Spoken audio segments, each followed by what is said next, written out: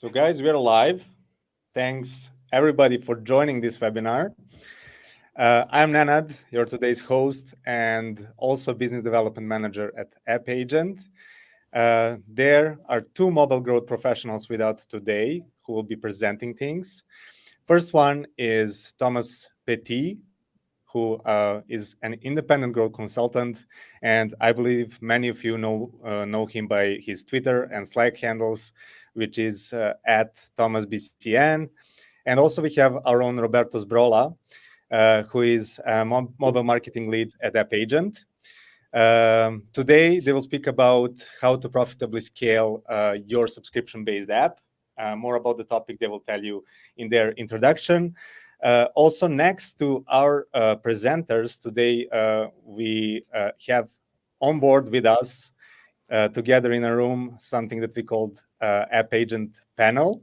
This is our panel of marketing experts. If you ask yourself why they are here, we want to make this as interactive as possible. They will be there to ask questions during the presentations via chat, and also at the end of the presentation we'll have a Q&A session, which will be kind of led by them, and the audience is also free to join to ask questions via chat all the time. The webinar will be recorded, that's important to say, and also will be shared with you guys in the following days. Also, we will post it on our YouTube channel, and basically that's enough from me. That's all I had to say. I can't wait to hear what these guys have to say. So, Roberto and Thomas, this virtual stage is now yours. Thank you very much, Nenad, and we can already go with the presentation. And here we are. So welcome everybody, and welcome Thomas. That's us, Roberto and Thomas. I've been working with in marketing since many years, a lot of years spent in marketing, and actually when I started, I actually met Thomas there because I was in Barcelona, and I was working also there for a mobile marketing agency. And you can see when someone the other side is at good level, high level, because actually was doing the right question to me. I was selling traffic, he was buying traffic, and he was working at that time as a growth manager at 8Fit. Nowadays, one of the biggest app for fitness. And he was doing the right question, and he's still doing now the right question. And by myself, I had the opportunity in the last 1.5 years to work with at AppAgent for helping subscription-based apps like Brainly, Photoroom, and previously I was working at InfoJobs. That is the leading job board in Spain. I can leave to Thomas to present himself. I would just say that since we met at 8Fit, and then he has a bright career, and probably he has the most and the longest LinkedIn profile I ever saw. And something that we have in common is that definitely we are expat. I'm Italian now, living in Germany, and he's French now, living in Spain, Mallorca. And I would say that even Thomas can be considered like a digital nomad. But please, Thomas, welcome, and if you want to introduce yourself. Yeah, thank you very much, Roberto, for the nice word. I guess they're so nice. I don't need to add a lot on top. Just that I'm very happy. There's a lot of attention on subscriptions this day. I was kind of lucky to be in the right place when it was just starting, and now it seems like it's going a lot. So a lot more attention, more content. I hope we can through the session today give a bit more. Not answer, but at least a bit clarity of where to go. And I'm very happy to participate with you here and add some of my comments to your own expertise. So yeah, great to be with you. Thank you very much for the intro. Thank you very much to you. And yes, let's start. Let's dig into the content. Today, we're going to kind of dissect a concept that is the profitably scale a subscription-based app. And actually, I would like to clean the road on how to get there, because it's quite difficult and challenging. I think one of the first questions probably that if you're running a subscription-based business is like, you have to understand where you are.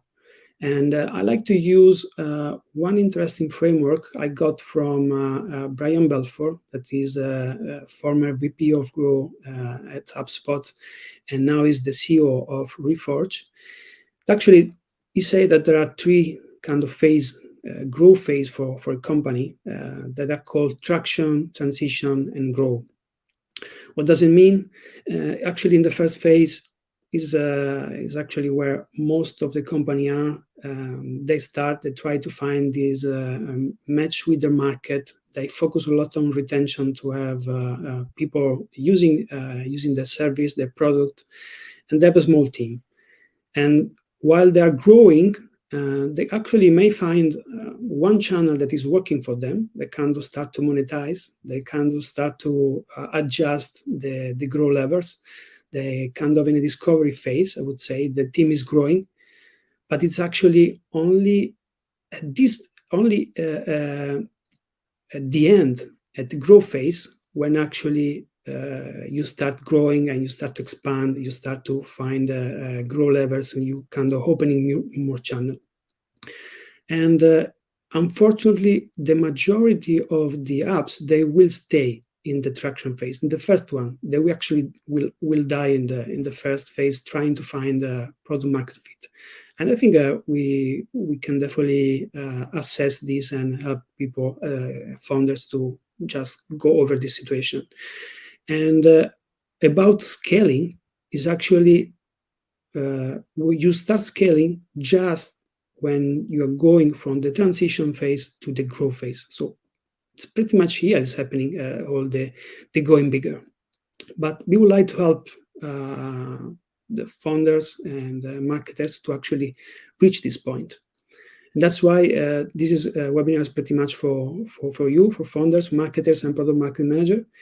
And for company mostly that these first two kind of stage of growth. Of course, we're going to have Thomas talking about case where actually the company made it to reach growing a scaling phase. So we can have as well his view on this topic. And about exactly what you're gonna learn, or what's the main takeaway today, we are going to talk about strategy. We're going to talk about two concepts: USP, unique selling proposition, and positioning. We are going to talk about what we call day zero opportunity, and it's a way that, especially for subscription-based apps, you can leverage to find profitability as happy as soon as possible, I would say. And sometimes this opportunity is a bit underestimated, for what is my experience. And at the end, we're going to provide very specific and tactical recommendation on how you can actually improve your situation. And we will focus on one concept, that is the conversion rate from install to subscription. Basically, from how many installs, how many subscription you will get. But we're going to get there. And let's start with the first two concepts I was mentioning, USP and positioning. And I think it's nice to have a clear definition of what is USP. I'm listening these terms a lot of time. So it's pretty much, if you use Wikipedia, so it's referred to something unique benefit exhibited by a company on service or product, and that enable to stand out. That's important. Stand out from the competitors. There are so many copycats out there, and to make it work, to be successful, you really have to stand out. And it's interesting that at AppAgent, we're using a very easy scalability checklist. Some elements that you need to have if you want to scale. So you need to have this unique selling proposition. the market size that you are appealing has to be big enough, standard product service, access distribution, you create yourself. So what normally we see auditing companies that they're failing actually on 2 points. They don't have this unique selling proposition, and then the structure of cost of revenue is not good. They don't have actually the right numbers to scale. And if you analyze in detail their numbers, they barely maybe are profitable in one channel, or they are profitable in one channel, but they can really go in the next round. So about this, I would like to say that mostly of the company that actually fail for 2 reasons. This is a nice, interesting report coming from CB Insight from last year. They actually go out of the business because they are not able to raise a fund, and especially because they create a product actually no one would like to have. So it's totally the missing of the USP. So USP, it's very, very important. It's actually matching, and it's helping the company to reach this product market fit faster. And it's absolutely harder on the app business because there are so many apps there. So in this example, for example, we are taking as an example meditation apps. There are so many that so you have to somehow stand out. And dissecting the terms USP, so unique, something that you have and the other don't have it, so they can come to you because you can offer this one, but actually it has to be something that people will understand. And so at the end, they understand it, you have the only one, and then it's going to be like you're going to be like the only choice for the user. And then, of course, it's something that people, they would like to buy. So you really have to be sure that it's persuasive enough. And then has to be connected with the benefits you're offering, with the needs of the user.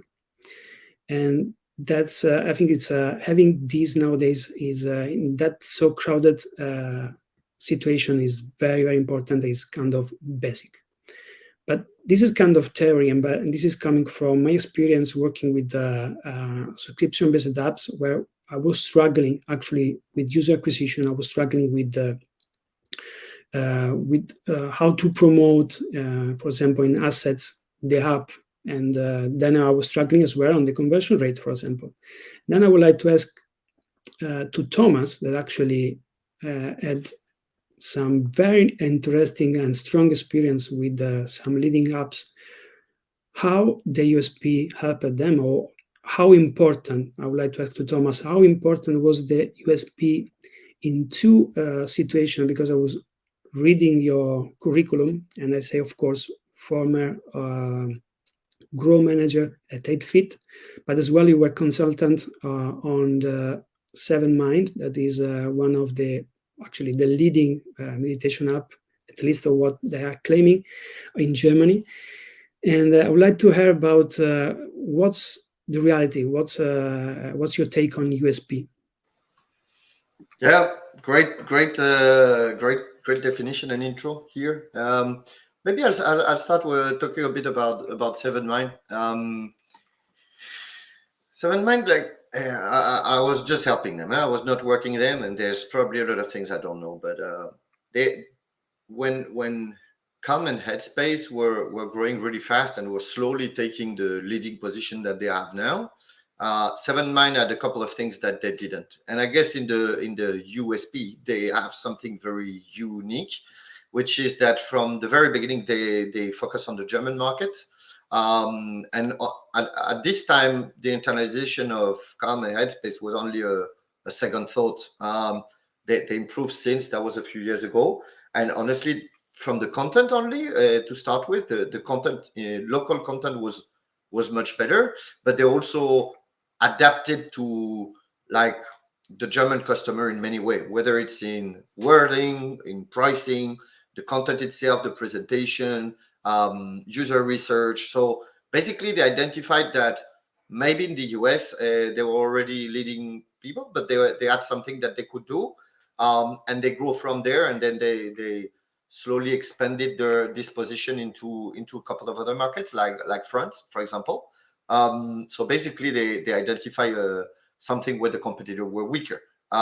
They also had slightly different content, but I'm actually not a meditation expert, so I'm not sure I can detail so much. They had another thing that is not necessarily public information, but they also had a distribution strategy that was fairly different, where they always had two, like one on the B2C side, like other meditation app, but they also had a very strong B2B distribution strategy that helped them overcome some limitation of fighting with the others on the same pool of users in Facebook and so on. So I guess two very unique things here, local and the distribution. To talk a bit about it, it's interesting when the vision of the founder initially was that you can only get more like healthier if you combine exercise and eating better. Like if you exercise like crazy, but you keep eating pizza every day, it's not going to work. And the opposite is also true. If you eat decently, but never move your ass from the chair, doesn't work either. And his whole vision was you will only get really better if you do the two of them. So that's why you see in the title, like kind of workout and meal planner. That's because nutrition and fitness were more competitive, and actually those keywords perform better. So that's just from testing. The interesting thing here is that even though I'm convinced this is true, you can only get healthier if you do a bit of both or a lot of both. It was very hard to sell, and we always wanted to stay true to the vision, and this was what made us different at the beginning, to not only be fitness and not only a diet app. The reality is that when we faced the market, it was really hard to sell because some people are more interested in the workout part, some in the nutrition part, and it's only later that you can bring them to the other part. But we discovered that as a marketing play, it was much harder than we thought. And the more the story developed, and the more we were pushing only on one side for different audience. I mean, we always did both, but it was very hard to sell both of them. This is where I wish we had like stuff like the CPPs or similar tools that we have today. But we discovered that on the go, and it didn't mean we had to change the USP. It's just we had to understand that it was not just a communication thing, but also a product thing where we have to onboard people to the other side of the coin in this case. My learning here for a lot of founders is that it's really hard to sell several things at the same time. Even if your app does several things, try to focus on the one that works better, because communicating various concepts is really tricky.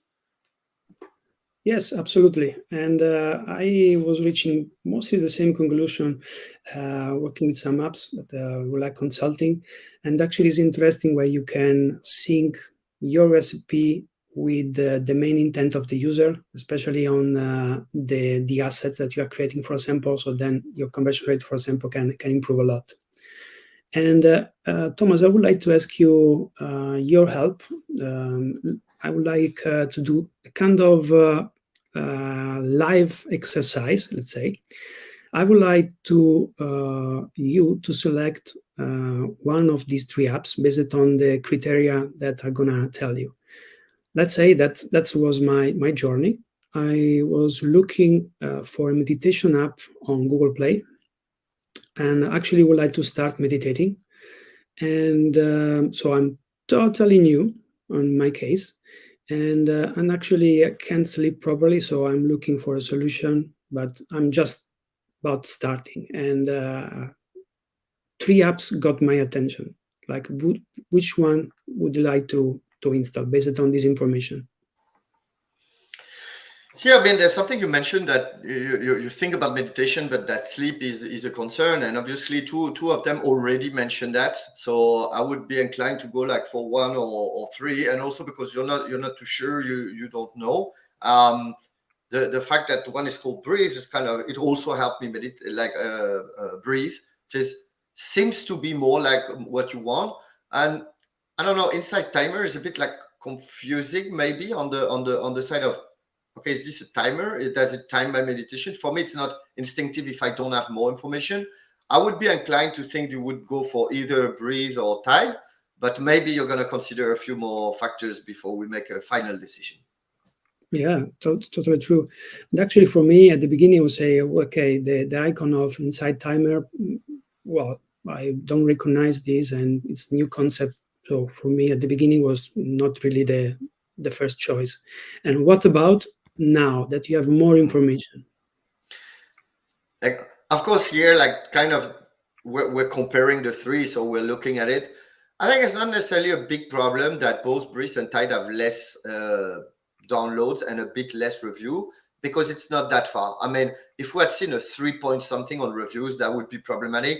I don't think 4.6 or 4.8 is going to be like the decision. It can play a decision to some people. I think in this case, it's not fundamentally eliminating the others. Having more volume and having better reviews. Some people will be geared at that. I don't think it's fundamentally changing my decision here. Now, I didn't mention, I think maybe the icon of Tide is a little bit more relaxing and kind of intriguing. So I would be a bit between both, but maybe even though they had less rating and download, I might be inclined to go for Tide at this particular point. Yeah, well, definitely at this point with 5 million downloads, 4.8, okay, I start to, okay, who they are, a kind of like editor's choice as well called the attention, like a lot of social proof in there. Like the title didn't make it to us, but the social proof is definitely strong. Exactly. So, and now, what about now? So here, they're not particularly big, and I hope the audience can see. But honestly, at this point, I think I'm going for Breeze straight up. Like, there is a lot of social proof, but there is also like this big bold text that show feel better, sleep better. This is exactly what I came for. And it kind of cool, like, I mean, the title are very descriptive. It's about meditation, it's about sleep, it's not about me. Here, the big bold text that I can see even in small, feel better, sleep better, also less stress and anxiety. The whole night theme is what I'm looking for, even though Insight Timer also have it. It's kind of, in Insight Timer, I have to go into the second screen to start really understanding. The sentence is longer. On iOS device, the second screen is a bit cut off.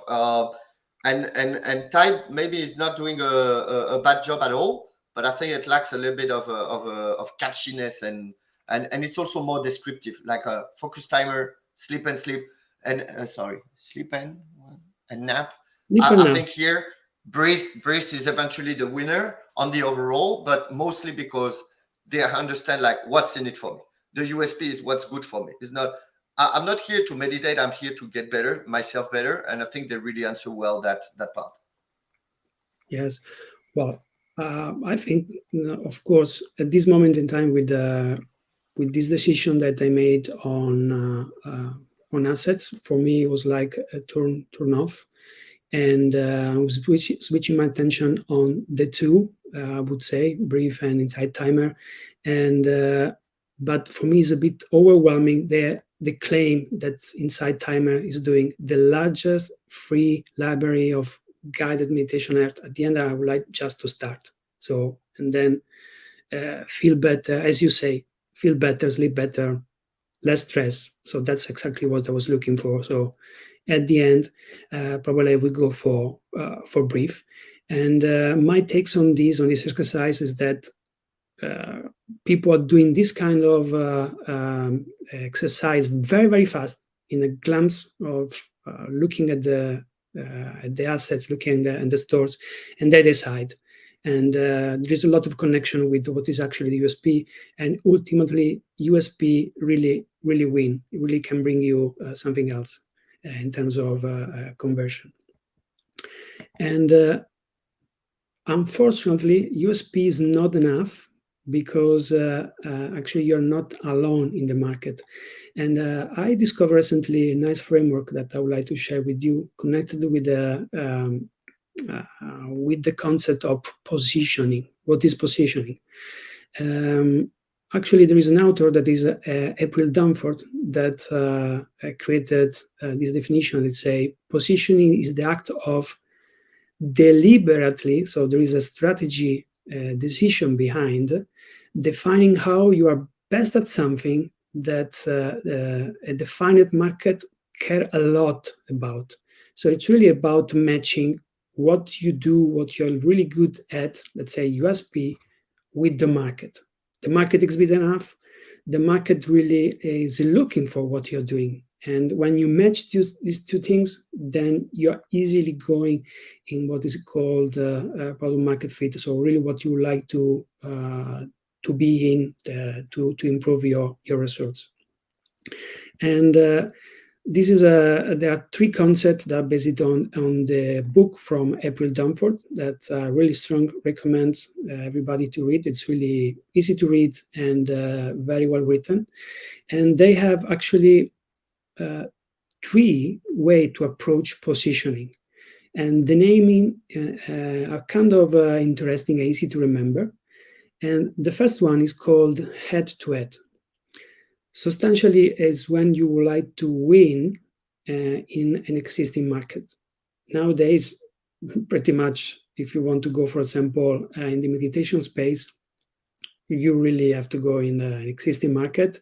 And if you want to go big, you have to go after big player like Calm and Headspace, for example. Just to give you an idea about how big is Calm, recently in the World Cup, they were like sponsoring all the video there. And so this kind of big. And it's actually this strategy is not really that easy for new apps unless you really have something very special. Your USP is super strong. You really can spend this, but you have as well the money to go after the big market, and you need a lot of money because actually Calm and Headspace, they have a lot of the market. I think, Thomas, I saw that you shared recently some data about these two apps on your Twitter. Yeah, I mean, both the growth was really impressive, and they really captured early on the trend of meditation. I would almost think they created the trend. I mean, meditation has been there for decades, but digitalizing to mobile, in a sense, it's even curious when we look at that Headspace was first. Calm was very good on execution, and yeah, both of them went really fast. And today there are probably hundreds of meditation apps, and those two are clearly leading the market. I don't know exactly the market share that they have between the two of them. I'm pretty sure it's more than half. So it's really hard to survive alongside them. I still believe it's possible, but you have to differentiate a bit. If it's not by localization like 7mind, you have to bring something different. Like you can see even Calm, like when they were starting to stall a little bit, they expanded to sleep at this time and had a second wave of growth that was really impressive. I think in their stage, like you mentioned at the beginning, they had the traction. They iterated for in the second phase, and now they grew like fantastically. They even reached a phase of maturation where I don't want to say they're peaking because they're probably preparing some new stuff and all, but they're really in a phase where the priorities are very different from the one most founder will find themselves in. Yes, absolutely. And yes, and I would say that in this situation, when you want to, first of all, if you are calm and Headspace, what you do is normally remark all the time that you are the best. So you really have to stronghold your position. So it's always brand, like I am here, I am the best. Brand is solid, and they just collect the market. But on the other side, if you want to go on them, you have to understand that the market in this case already exists. People have some expectation. So with your product, with your service, with USP, can you compete with them? Because we saw before the user will always do this kind of decision on which app to install, what they have to install, like an app that no one knows versus a very well-known brand like these two. So it's hard, it's possible, but yes. You have any takes, Thomas? Yeah, I don't want to make this drag forever, but this is really interesting conversation, and I'm thinking about another case that I've seen where there's not two leader, but kind of one leader, and is there not as strong maybe as kind of headspace in the kid space, and we can see like how the leader in its communication is very focused about selling. So there's a lot of talk about the price, a lot of talk about it's cheaper now, the price has gone down, there's a discount, because they're already well known, so they can communicate just on price to close that sale, because pretty much everybody know who they are. Whereas all the challenger, they're a lot more focused on showing people what is different about them, and actually not really battling on price, because this is not what's going to do it, but battling on, hey, look how we can do things better. And so some people choose that, or very different, like a bunch of products that, okay, they're really good at this, I'm going to tell people how I'm different. And maybe it's in a later phase that you focus more on just like going for price, where you're already done the awareness job and already everybody knows it. So it kind of plays slightly different in different verticals depending on the leaders, but definitely interesting to consider. Absolutely. And then there is another way to approach positioning is actually when you can go, it's hard to go facing fighting against these big players, then you may want to be a big fish, but in a small pond. That's really interesting strategy. And you try to find, in this case, a niche where you can be good and on what you're doing, and you can beat the others because you can serve the market better. And that's it. You try to find some needs that the big player are not satisfying, and you can fulfill with your promise, with your USP. In this case, let's talk about weight loss space. There are big player, very big, like MyFitnessPal, Weight Waiters, or Noom. And for example, a newcomer can enter. In this case, maybe it's already taken this part, but Fit Hair, for example, they were focusing only to fitness and weight loss for women, so they were able to actually get part of the market. And it's interesting how they can actually expand later. Maybe it's a bit difficult when you are too strongly with the naming as well, calling you Fit Hair. But yeah, definitely it's possible to expand to one niche to another. And I think Thomas was just mentioning that there is this expansion of headspace going to sleep after meditation. So you can grow on this part, on this way. And one important thing to know is that the market, you really have to care about what you're proposing, because at the end you're reducing the market. So then the willingness to pay for what you're proposing has to be good enough. Otherwise, you're not going to make it to really grow and scale. And lastly, there is what is called create a new game. There's a different kind of positioning. Is about normally it's something that you play when your app or business or service is connected to new technology. So you are opening a completely new market, and so there are no reference. You are making the rules. The only problem is that no one is looking for this. So probably you can count on some. Also, for example, no one, for example, was looking at the beginning for chat companion or to like a virtual friend. But that's exactly what, for example, the app Replica, they did it. And it's a very interesting story about the CEO. You can look for the YouTube video. There is a story about Eugenia, and she was actually, she lost a friend, best friend, and she was working already on the chatbot. So I started to create these apps just to kind of create a living memory of the best friend. And then turned out that people really interested on this kind of interaction, like virtual interaction, but they had to create this from scratch. And to play this strategy, actually, you need a good story to pitch and get some PR, for example, or you need money to find some awareness, because otherwise you don't have people actually looking for what you're selling. So just take this into consideration.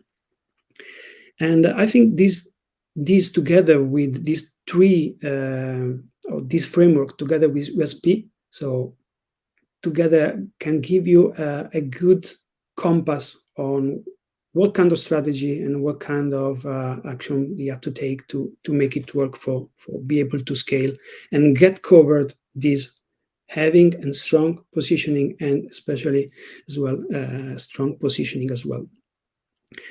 The reward is actually that with good USP and good positioning, like you have a much easier way to go, because everything is going to be better. Like people will understand your ads, amazing, like better IPM, lower CPM, and like CTR, and especially people will install the app and you have a better CPI. So if you lower your CPI, then you can have a better return on investment, and you will probably get there to find this product market fit. And I would like to say that we saw at the beginning that it's very common that a company, like startup, is losing traction, is not able to find profitability. But I think there is an underestimated opportunity that we call day zero opportunity, that is especially for subscription-based app. And to uncover this opportunity, we have to do a bit of mathematics. I'm not really a big fan of mathematics, but mathematics is everywhere. So at the end, I have to surrender myself, and yeah, let's do some mathematics. And of course, you probably will know this formula. So ROAS is stay for return on the spending. And then there is LTV, lifetime value, and then CPA. In this case, we consider action like subscription, so it's cost for a new subscriber in this case. And yeah, you want to maximize this formula to find the highest return on the spend as possible. There is one note here. There is a DX. Doesn't mean that we normally try to find your return on investment on a specific day as well for LTV.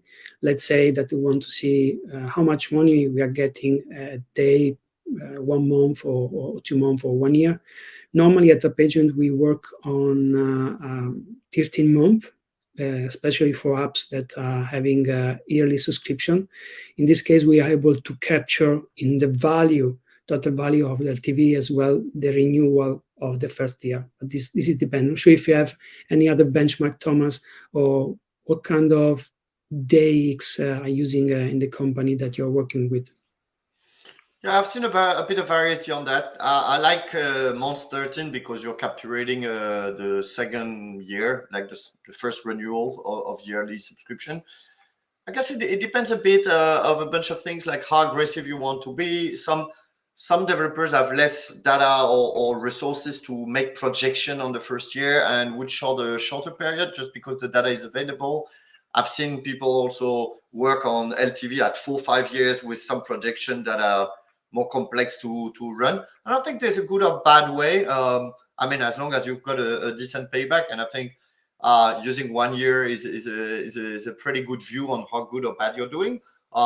So yeah, I'm seeing a lot of people using approximately 1 year, but there's various ways to proceed here.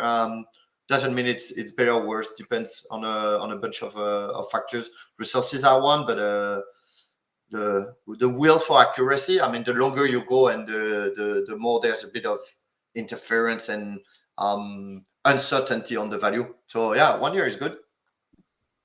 Great, thank you for the feedback. And What maybe is not so obvious, and what we would like to tweak in at AppAgent, is that actually we change the parameter, the CPI, and we change it, and we translate the CPA for different kind of calculation. You can actually calculate the CPA as CPI, so cost for one install, divided by your conversion rate from install to subscription. So the conversion rate is like, out of all the install that you get, how many subscribers, payers you get.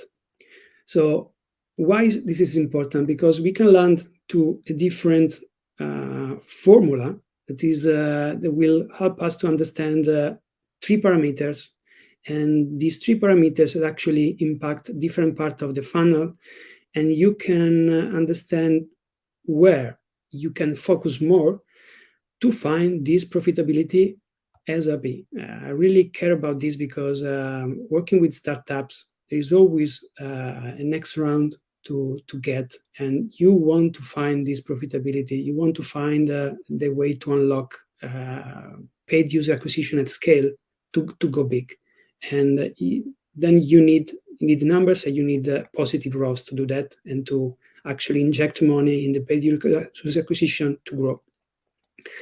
And that's what I was mentioning. What we have to consider is that on CPI, okay, when we working with a channel, with the market, so CPI is a kind of given, and especially when you try to push and to grow, it's actually what you have to do, is really to reduce and to keep it as low as possible, but it's pretty much given, I would say, at the beginning. Then, of course, if you have a good strategy in terms of creative production and testing, so you can do something about that. Of course, we are paying on this to our clients, but I would say it's not the easiest to tackle in the short terms. What you really maybe want to focus on is the conversion rate to install to subscription. Why? Because you actually own it. You own it because it's pretty much coming from the result of your onboarding and from your paywall. And you can do a lot on these 2 elements. So definitely you can improve a lot this part of the equation to find a better profitability and find it faster, because you actually you can act a lot on this, and you can find big win on this part. And finally, there is LTV. Well, everyone would like to have a better LTV, but it takes time, and it's a lot of decision that you have to make it. So I mean, definitely something that you have to keep working all the time, but probably is not the one that you should focus to get this profitability that you need now. Not sure if you have any takes on this, Thomas. I mean, in an ideal world, you want to work on everything at the same time. No, but there are moments. I think that later stage requires a bit more resource. Probably that's the point where, as you grow and reach maturity, Calm and Headspace are putting a lot of effort there. Like in the benchmark where I shared, they were actually not growing in downloads anymore, but growing in revenue. So I guess they reach a point where they put a lot of effort on winbacks and re-engagement and resuscitating lapsed user and so on. At the beginning, you don't have many of them, but also it's hard to work on that. So maybe at the beginning is not the area of focus.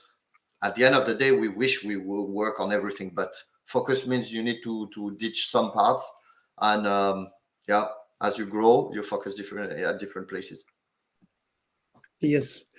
So, but there is as well another reason. So we saw that focusing on conversion rate, install to subscription, is actually that something that you can do, is an actionable levers. It's something that can bring nice uplift, and you can do it now. But there is another reason, strong reason actually, and because you have to work on this.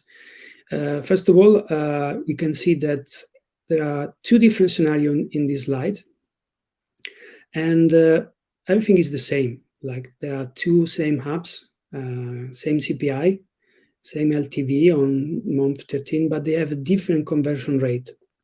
And with a different conversion rate, you actually can reach a very different situation in terms of ROAS. So that's absolutely interesting and important. But on top of this is that actually most of the conversion are coming at the very, very first day or the very first hours, I would say. In this case, I got a quote of a podcast that was a webinar too that I was listening, and I think Thomas, you were there too. This is Caroline Roth, is the director of user acquisition at Yasio, that is the leading fasting food tracker app in Germany. I'm in German, so today we had different inputs about German market. And what she said is that over 85% of the user purchase, so they really pay, the first minute after they download. And it's something that at AppAgent we see constantly with this kind of a path that I would say that we see with all the apps that we are working with. There are some exceptions. So definitely, I think it's really important as well for you to understand if this is happening also for your app.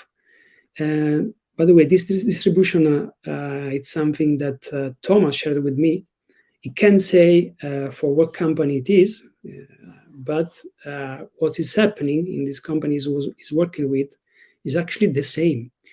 And the statistics say about this medium is.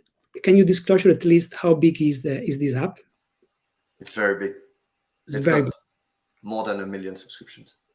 Well, what they have in the data, they say that the subscription happening actually in the first hour, and then the first day. I mean, we are not saying here that you don't have to work on like improving the subscription, the conversion as well for user after the onboarding or after the paywall or after your day one, but definitely that the day zero opportunity is huge. So sometimes this is kind of underestimated. I was working with some companies that are really caring about building USP, building content, but they were not probably for what was our recommendation. They were not testing enough to actually make improving what is the conversion rate from install to subscription, working on their paywall and their onboarding. And I know we don't have that much time, but there's something that was really interesting from the founder of Superwall, which is something that helps you work on paywall. He said the metric that you should look at in this case is how many of these installers actually see a paywall at all before their churn. And if that metric is below 50%, you're doing something wrong. Like people were not even offered to actually enter the premium feature and do something. And yeah, bringing the paywall earlier is clearly more aggressive. But if you've got users who leave without even yet getting at the part that you've got premium feature, it's probably you've left money on the table. You know. Absolutely. I saw the same. It was really interesting. This is from Jack Moore. And actually, I saw that he actually shared the data to support his theory. And his theory is that the money that you do, they have in direct correlation with the number of time that you show the paywall. If you're not showing the paywall enough time, you're not making money. And in the same direction, recently I was advising a company on the health space. They have a kind of situation where the user is starting the onboarding, completing the onboarding, and then there is a lot of interaction, there is a chat, and then there is a kind of natural, let's say, activation, subscription that is coming after. But during the audit, I saw that they were not showing the paywall just after the onboarding. They were not capturing all this big intent that it's clear that is there. Well, they start moving the onboarding right after the paywall right after the onboarding, and they saw already a first switch of the subscription and the conversion rate. So it's definitely something that you should explore, showing the paywall and showing the paywall as fast as you can, because the intent is there and it's huge, and it's on day zero, on your first hour or first minutes for Yasi. And that's something that it's interesting as well, the correlation in between the install to the subscription time and actually the price, because based on this is a bit old, but still I think it's still relevant. So Liftoff say that actually if you charge a low price or a medium price, people that still pay very fast in the first 26 minutes, so it won't change that much.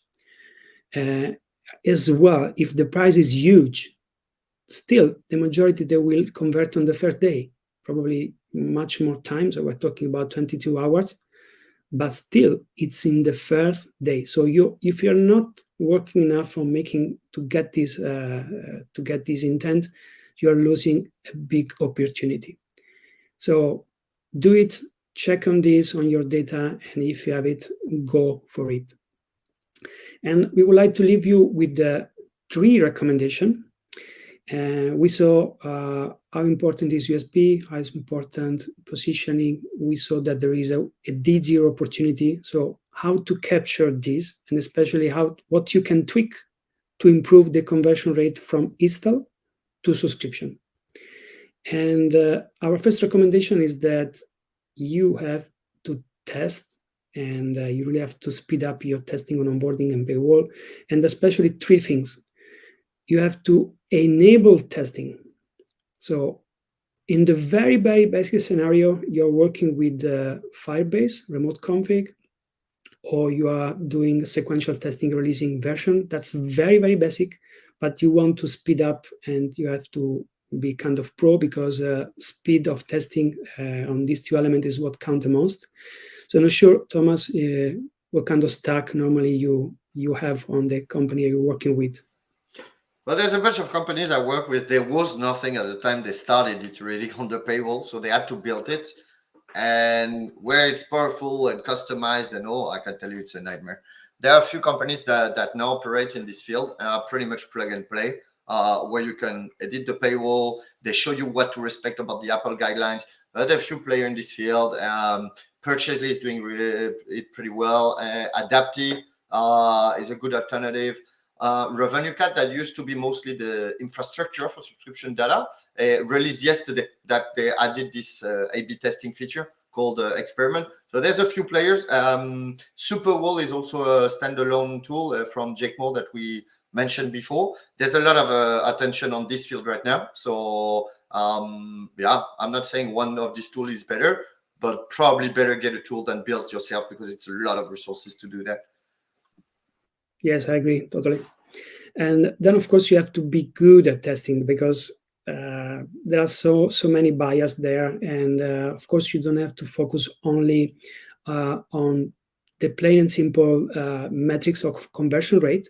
You really have to understand what is happening to your renewal, to understand the cancellation, and to see the impact on the long term on LTV. So this kind of tool actually helping you to have under control these kind of elements that otherwise they can be threatful on the long term. So you really have to be careful about that. And lastly, I would like to share my own experience. Let's see if Thomas has the same. Working with some entrepreneurs that they have to really find an impact now, because in 2 or 3 months they had the call of the investor if they would like to go for the next round or not. So to show good data, they have to test it, and they have to test it now, and they have to find impact. So what I recommend is what I saw that is going a bit against my conservative way of doing things, is that sometimes you don't have the time, and especially you may not have the volume to test that much, because then it will take too much time. So you have to grab your hypothesis, do the changes that are going in the same direction to see if this hypothesis is good or not. The hypothesis has to based on why the user would like to convert better, based on the things that you are going to propose to change or add or move, and then test it. And even sequential testing can be the better option sometimes, but you have to do it. You have to test it. You can wait sometimes. So I'm not sure if you have any experience on this or any takes. No, I think those are really, really good tips. I wouldn't add anything because I want people to focus on what you just said. That's I think the same. Great. And secondly, this is coming from a company called Fastic. They have a very big, and in the Fastic area it's a way of to get your goal of weight loss, and without eating, actually fasting during the day. And they are actually using a lot the USP. They are pitching about the USP all the time, and they are doing this in many touch points with the user. In this case, think about the possible onboarding.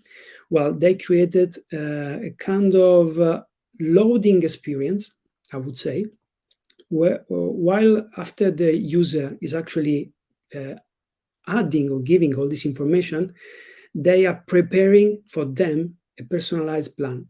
And while they are waiting for them that are working for you, they're actually pitching all the time USP. We are creating your plan. We rely on behavioral changes, not on restrictive eating styles. So they are giving a lot of reinforcement to what you can connect with, and that they can provide to you. So you are waiting, and you kind of have this preconditioning mentally to then be ready when they will show after the paywall. But they go even further. Right before the paywall, they have a summary screen, like a pre-paywall, I would say, where they tell you that the plan is ready. That's what we'll get. They connect with all the goals that you were sharing with them. So they will say that you will get what you want, and even when, like in 3 weeks time, if you follow the steps. So it's great. It's a lot of precondition. And I think you would say, why making the onboarding longer? Well, there is a concept I was actually listening from you, Thomas, that is like you would like to add what you call the good friction to the onboarding. I'm not sure if you want to say something about this. Yeah, I don't know. I first experienced it, and then I read the theory about it. I think it's fascinating. It's coming from the website. Like, I don't know, the easiest way to lift the conversion rate on the lead form or something would be to remove field so people complete it more. I think in the app it just doesn't work like this because they're not filled, and there's really a way to like make it longer and actually work. So fasting is a really fantastic example of that. You mentioned Noom before. I think the Noom onboarding is like 50 or 60 screen, and it's got like 80+% completion. It's not only about asking the more and more question, but about thinking about the intent and saying things you may not be able to say in the ad or in the App Store page, reinforcing the value of the product before people hit the paywall without having them churning. So of course, if people are dropping, you're doing something wrong. But if they're not dropping, the opportunity of making the paywall longer, the onboarding longer, is to raise the intention of the user, explain them more, which actually can generate a lot of uplift before the paywall. I've seen countless examples of this. So, and I tell a lot of people the most important screen for conversion rate is actually not your paywall, is the screen that is before the paywall. What just happened before? If the screen before you're asking for an email or you're asking for ATT, you kind of put me in a bad state of mind, which a blog post that is really brilliant about that is the psych framework. You need to psych people up before you're going to ask for friction, and paying is the ultimate friction. accepting notification or signing up is also friction, but paying is obviously the ultimate friction. And putting some benefits and some, you'll get there, it will take you for 4 weeks to learn to meditate or weight loss or whatever, is a really strong. So iterate on your paywall, but also think about it as a coherent line, and not just the onboarding and the paywall. It's like you said before with the USP, it starts at the ad, goes through the store page, and the whole onboarding and the paywall, they're just one experience for the users. So try to think holistically about it. Yes. And going back to our presentation, and I would like to leave you with the last recommendation, because I saw this in actually 2 cases in the clients we are working with. So sometimes we have a very good onboarding completion rate. So like, let's say 90+% of people are completing the onboarding rate. Okay, great. You did tremendous job. But then if you're talking about what matters, so out of how many installs, how many subscribe you have, so then you have the paywall conversion rate. So the number are not good. So the idea here is that you may want to make the onboarding maybe longer or more challenging or engaging, or you would like to ask more elements, more feel to the user, to create maybe fear of missing out, FOMO. So substantially, you can spend part of this 90+% conversion rate of the onboarding completion rate, but you may want to improve the psychic of the user, and actually you get a better paywall conversion rate. So at the end, your overall ratio of conversion rate from install to subscribe is actually getting better. And that's pretty much. And about our prescription, doing a bit of a summary on how you can scale profitably. I think we saw it clearly that if you want to do it, if you want to scale, you need this strong USP. Nowadays, it's fundamental. And then you have to understand that you're not alone. So you have to play USP together with positioning. And then is there is that day zero opportunity. I think it's something that you should look at your data, if as well on your distribution say that the majority of the conversion happening on day one. So go for it and try to optimize your paywall and onboard optimization to improve this conversion rate. And don't stop testing. Do it now. Do it whatever. Sometimes if you have to be brave. Do it no matter what.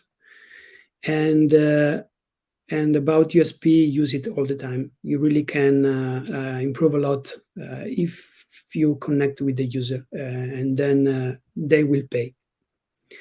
And that's it. Not sure if someone from the audience would like to do any question. Otherwise, as well, we have an interesting audience kind of panel from AppAgent as well. Yeah, Roberto, thank you for presentation, Roberto and Thomas. As you might see on your screen, but I will put it there, we have a couple of questions for Martin and Yegor. This is our expert panel. So I'll put one by one on your screen so you can see them. First one coming from Yegor. You can see it here. Please read it, and one of you can tell us what is the response to this. Where do you see the biggest uplift in the paywall testing? I'll give you 2 bits, because a lot of people start with paywall layouts, like how it's designed. And the thing is, just like the ad creative, is really hard to understand why a version works better or not. So you can get an uplift with a better layout, but I would say start with the price itself. And it's not always true, but I see too many apps who are underpriced, and very often by raising the price, they generate the biggest uplift. Again, it's not a silver bullet. It's not always true, but that I've seen regularly. And the other one I already mentioned, but I'm going to repeat because I think it's really critical, is I'm seeing the biggest uplift changing the screen that is before the paywall, just that screen before. Sometimes it's even adding one. I have the case of a journaling app that added an extra screen before the paywall, and the uplift was like absolutely massive. Like I think it was 12% or something, which is really big in paywall. And if you think 12% more money, that was pretty big. So this would be my two. Do you want to complete with a third one, maybe, Roberto? Yes, I would say that based on what we say, the placement as well is really important. The number of times that you actually show it. So where you show it, it's a good testing. I think we never went that far that we were testing before the onboarding itself, but it's something that you may want to do it. Maybe since it's very, very first screen, you may want to explain a bit more the USP with the video, for example, something that can give you a bit more of kind of context, I would say, because it's the very first things that you see. But placement definitely it's important and something that it's worthy to test. Okay, thanks. I will now include our panel inside this stream in case they would like to follow up with something. So, guys, I'm happy that you're joining us. Hi, guys. Hello. Nice to see you guys. Thank you very much for great content. We really enjoyed it. I don't know if Igor wants to kind of follow up now on this question. Well, it was actually very cool. Thank you, Thomas, especially like for giving some percentages. I didn't know that, by simply changing the screenshot before the actual paywall, that you can get this types of uplifts. I did not, I think, read that anywhere. So yeah, that's an interesting one. So I'm choosing the most obvious case. Sometimes it's a bit less, don't expect 12% on the first cut, but there's a lot of things you can put just before the paywall. In this case, they were showing how fast you'll get to your objective, like kind of, and with this journaling app, basically the anxiety, and they were basically telling people with a curve, like in 3 weeks, your anxiety is gone. I'm exaggerating, but it's the feeling that this screen was giving.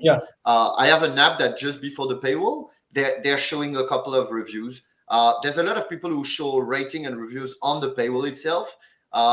In this case of this app, so that's another idea. Maybe social proof just before or benefit just before. Definitely something to test. The exact messaging, you'll have to figure out based on your own USP, I guess. Yeah, sure. But it's very interesting. So showing the progress and also showing the USPs. Cool. And the testimonials pretty much. So yeah, lovely. Thank you. Thanks. Let's go to the next one. This one from Martin, the guy sitting in the middle. Oh yeah, that's me. Thanks, Nenad. So yeah, just a practical thing. Of course, we also work in mobile marketing and we've got a number of clients ourselves. But one thing probably, especially for Thomas, but if Roberto wants to follow up, also would be interesting. We noticed quite an general decrease in the conversion to paying. And it doesn't seem like it's got something to do with the seasonality. It looks like it might do something with the overall economic situation, or that might be other effects at work, but we gotta see it on multiple accounts. So I wonder if you guys are seeing something similar, or that, we might just be getting unlucky. So I'm not saying I haven't seen it. I'm saying I want to believe it's not true. Some people talk about subscription fatigue. I think there are some signals, like, for example, the cancellation rate are growing. That's because users are more aware of how it's done. I don't think we're there yet on fatigue.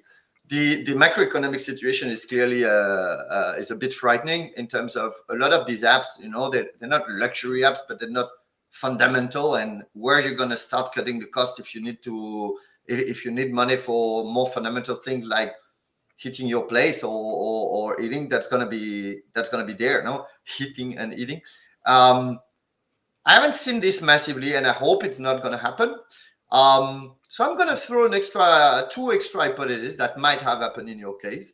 The first one is I've seen the decrease in conversion happen in other time than right now, as the app reach a certain scale. Like if you're accelerating a lot on growth, like maybe you reach the point where you see the paywall is working and so on, and suddenly you increase user acquisition scale a lot. At the beginning, you've hidden like kind of the core of the audience that convert really well, and maybe you're starting hitting people who are less close to your core intent. and it's expected that with scale, the conversion rate is going to decrease less. But I wouldn't expect this to happen in a matter of weeks. Like usually it take a long time. It's maybe if you compare to 2 years ago to now. So just one hypothesis. The other one, and it exists, and the conversion rate have gone down, but it's very conjunctural, is that if you look specifically at the release of iOS 16 mid-September, there was a massive drop in install to trial conversion. And I've seen this across at least 8 apps. And I was like, I even started a debate here and there on Twitter and Subclub and in other places. I was like, what could have provoked it? What could have provoked it? Did Apple change something on the new OS? And I don't have hard evidence, but I'm convinced Apple didn't change something fundamental. That what we're seeing is just a reflection of people who update earlier, like manually. They have a different profile, like those early adopters of new OS. They know the OS more. And what happens is that their install to trial decreased, but actually, the install to trial increased and the trial to subscription has decreased. So it can create movements around your whole install to subscription rate, depending if you look at just one part or several parts. Conversion to paying. So see in your question, if it's just the trial to the payment, I think you should split the cohort of iOS 16 and the other, because they kind of, but then take also the install to trial. And when I look at the overall, it didn't change much. What I expect with this trend is to actually, it's going to wipe out over time. And because at least for one app that checked, the exact same thing had happened last year with iOS 15. And then with adoption, it kind of evened out towards the initial value. So there might have been a bit of noise with iOS 16 release. We're getting at an adoption point where it should be less than before. So that's another hypothesis for you to check. I think the macroeconomic situation, we might suffer it a little bit more in Q1, Q2 than we already did, but hopefully some good news come to show that it won't be the case. All right, perfect. Thank you, Thomas. Just kind of the concluding thought from my side would be, it really depends on the app, and I completely subscribe kind of to the way of thinking that some of the subscriptions are not really essential goods for you, but some really are. So I think that that's really going to be the deciding factor, like which apps will actually still continue to be rocking it in the next year. Which leads us back to, you need a very strong USP. If your USP is something that is a little bit annex, then you're going to be the first one to get shut down. Yeah. And I think it also leads us to kind of thinking about the business in general, right? Like what kind of an app will we actually create in the beginning? And is there even a room to create such a USP and such a product that will really be kind of essential for the long term? Absolutely. All right. Very good. Thank you very much. So I don't hold up the conversation. I don't know, guys, if you have a few more minutes so we can finish with the other questions. Yeah, let's go to the next one. The next one is also from Martin. Who it is? Well, I don't want to steal the show, so I think I'm going to pass the word over now to my friend Donald here. Yeah, okay, I can put that one as well. Yeah, I can actually follow up to the same kind of topic, but from a very high perspective, I would say, high-level perspective. And the question is about, there are 3 versions of how you can create a new app, right, that you, Roberto, showed us in the presentation. And from my side, I would ask both of you, how do you approach this big fish, small pond way of thinking and the perspective of which vertical to choose, how to choose, and on a very high level, of course, because I understand proper answer will require much more time. Yeah, but if you got any particular tips, of course, feel free to share. Yeah, on my side, I really would like to point out some of the tips that Thomas gave during the presentation, just to remark them, because they are quite important. And one is that you not only can create you can take one part of the market in terms of what we are doing, but actually where. So the distribution, I think, was it's really an interesting way to create this differentiation. Really, it's a bit of a trend that we see as well in the App Store optimization, for example, is that not only you personalize, but you really adapt. You really adapt to a specific market, and this fit with the terminology, this fit with the visual, this fit with the culture. it really giving you an effect, let's say a mass effect, a network effect. Because at the end, if you're buying, if you're pitching your PR, if you're buying like a brand in just one country, and that is big enough, and like in terms of can spend money on your app, so you can go in, and that's definitely something that's really relevant. And then of course it's a question of doing some market research, understanding what kind of market are growing, because it's essential, the definition of the market in this case. If the market you are choosing is not big enough, so then yeah, you will get it eventually, but you're not going to scale. So really, this decision is probably one of the most important, the dimension of the market, and understanding if really you can go big, even going niche. So this is really critical decision on this side.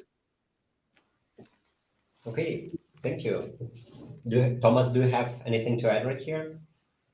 I just want to add something that sometimes, in markets where there's a clear leader on the broad market, and you can differentiate by taking a subtract of the market, like and be specialized in a small area. You have to be careful about what that implies about the overall strategy model. Like, I don't know, you can go very niche and say, I'm gonna go dating, but there's Tinder, so I'm gonna go only for African queers. There's certainly a market for that, but there might not be a market for that to grow as a VC-backed app that is going to return 20x or 50x and higher like crazy. So maybe it drives you to, there is a space, but it's a space where we can be 5 employees and grow to 1 million or whatever. Like, but you won't grow to 500 million users with this just because there's not enough audience. And I think here it means like the two are intertwined, like the market you're approaching and the strategy that you take as a company model are very much linked one towards another. And also, Thomas, like out of curiosity, really, now that you've been kind of saying that, it could be very nice to be somewhat like niche for certain companies, of course. Would you like consider like a completely opposite strategy being viable? Like instead of, for example, being simply a fitness app, being also a period tracker, a fasting app, and also at the same time some mental health something. So it's all kind of packaged in one thing. Do you think that that's also a viable approach to things? It's very seducing on paper. In practice, I haven't really seen it work. Like I mentioned before, like it's really hard to sell various USP at the same time. The kind of the concept of here's the all-in-one app is really hard to sell from the very beginning. And I guess the apps that are going to get there is they've managed to grow and maybe become a leader or at least a serious player in one of the area and then add the other feature for their existing users. So kind of expand. Just like Calm started with just meditation and they added sleep, I could see how in the future they could add CBT or like music, for the babies, or I don't know, adjacent market. Let's say grow into adjacent market. But I would recommend kind of against starting with the all-in-one strategy. It's really hard to execute. Maybe if you're loaded and you're very ambitious and you've got millions from day one, you can try it. But in practice, I've seen that very hard to attack. So I would rather attack from a small pound, get it and expand from there with this vision for the long term than start from the beginning with a combined USP. Yes, absolutely. Like difficult to execute, a bit easier, like nowadays with custom product pages, for example, but still the custom product page is about actually creating specific journey from the user and with different intent. So connecting the keyword for specific vertical or specific action, let's say keyword for meditation against keyword for like relaxation or brief exercise. So you can kind of spend a different USP that you own it, but actually it's difficult to mix. So when you kind of focus and you match and you with the intent, and your USP is clear, so it's going to be easier. Because actually, imagine if our mind has to do a decision in between, okay, this, and this. It's like it's too much. It's overwhelming. So simplicity and straightforward, connecting with the motivation and the benefit that you can provide is like the best. Yep. Fair enough. And just one follow-up question, guys. Do you have any tips in terms of verticals, right? I know it's kind of a weird question, but in case you created your own app, like as, big fish in a small pond, any tips for the verticals or anything like practical you could advise or inspire the audience with? I see groups of apps like who have a portfolio of apps that jump on new trends because they're good at detecting them. They've got a team that sees this new trend coming. And you can see, for example, in the last couple of weeks, there was this trend on generative AI with Lensa. And in the very first days that Lensa started getting traction, I was so impressed to see that other apps moved to that trend in terms of days. Like, it was unbelievable how fast some people are. Rather than jumping on these trends, which you need to be extremely good at and move fast and so on and have kind of a lot of experience, for me, it's not pick. I wouldn't pick the vertical based on, oh, there's this opportunity, I go there. But if you're going to be the founder, like it's going to last for years. You have to believe in what you're doing. You have to have you're the one supporting the vision. For me, it rather comes from the founder, and then you try to adapt a little bit into the vertical that you're passionate about or that you really have an expertise from elsewhere, because you're going to work in this for a long time. So don't pick it up on pure opportunity that maybe in 6 months has moved, but rather go in something that you know about or you're really passionate, and then find a little sweet spot within that vertical. Fair enough. Thank you, man. Awesome. Any more questions, guys? Well, I think we would have many more questions, but I think the time's kind of running out. So after 90 minutes, I start charging you. And that's unfair. In that case, we have 8 more minutes, and I have one question. Sure. As a complete noob in this, regarding USPs, how simple it should be to define it, or how simple should it sound to the audience when they hear it? Yeah, that's a good question. I mean, sometimes you do something that is more complex and requires a bit more education. I think that's something you should do in product, like in the onboarding, like Roberto showed us before with Fastic, or I mentioned with Noom or others, if it's really complex. I'm not saying go for only the simple, but I'm saying in communication early on, so especially in ads and in the App Store page, don't introduce too much complexity there. There should be a tagline of 3-4 words that is super clear what you're doing. And I've seen apps that actually grew on that timeline because it was so clear what they were doing and what they were doing better than the other ones. People pick it easily. It's more shareable. Some influencer may talk about it like naturally without being paid influencer. I've seen it a couple of times. And in the very early phase, like sometimes I see marketer a bit frustrated, like, oh yeah, but the app isn't even ready. What am I gonna do? Test them. Like put some ads in Google AdWords, like $5 a day, just to see where people click. And what I did, I was jumping on today. I was on playing with the Chat GPT today. And I was like, come up with 30 tagline of less than 30 characters for app X and Y. And I tried a few, and honestly, it's super impressive.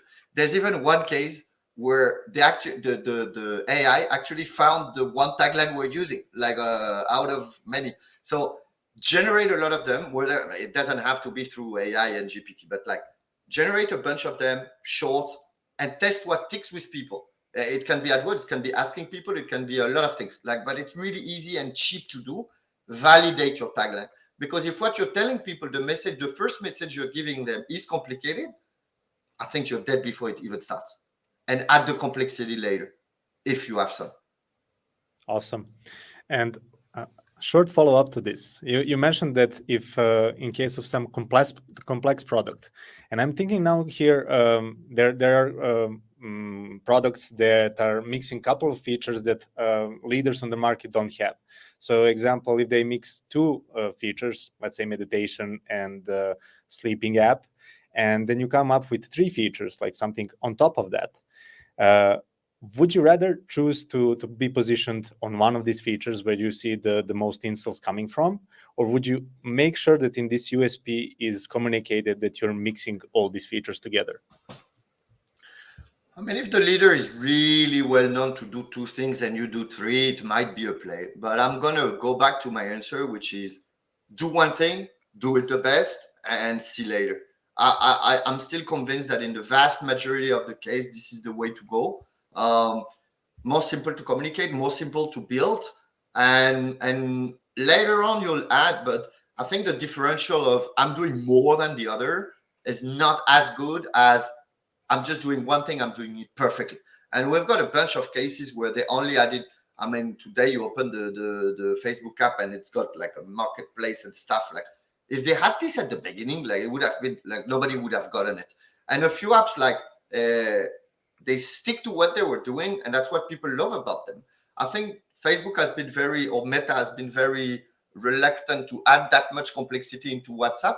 Because if you look at the WhatsApp, they grew to like, I don't know, 500 million users or whatever. It was like, we do chat, we do it the best, and we add nothing, which was even in their own company values. You know, they were like, no ads, no gimmick, we're not going to be a super app.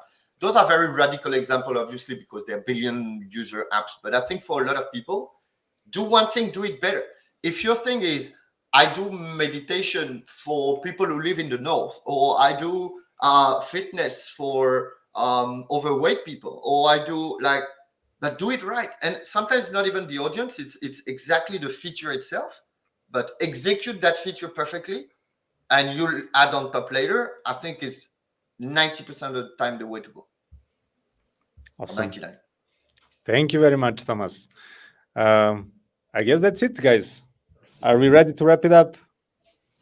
Thank you very much. It was really a pleasant conversation for me. It was a good opportunity to talk with Thomas, and thanks for all the question. Thank you to you as well, Nenad. Yeah, thanks for the question, and fantastic content, Roberto. It was a pleasure for me to share a little bit of the scene, but that was very well prepped. Oh, thank you very much. I enjoyed your experience with 8 Feet and 7 Minds. Like very nice and on-spot advice. Awesome. We also thank you guys for the content, and thanks Nenad and Annie in the backstage for organizing the whole thing. Happy to be a part of it, and yeah, hopefully see you. Yeah. One more thing to add to this, guys. As everybody thank everyone, I will do the same. But also, as the last time I asked for some feedbacks, we didn't get many. But if you reach out to me on Nenad at AppAgent or hi at AppAgent and give us feedback on what you think about this content, we will plant a tree and see how that works for you guys. So thank you very much for joining us. That's all for today. Bye.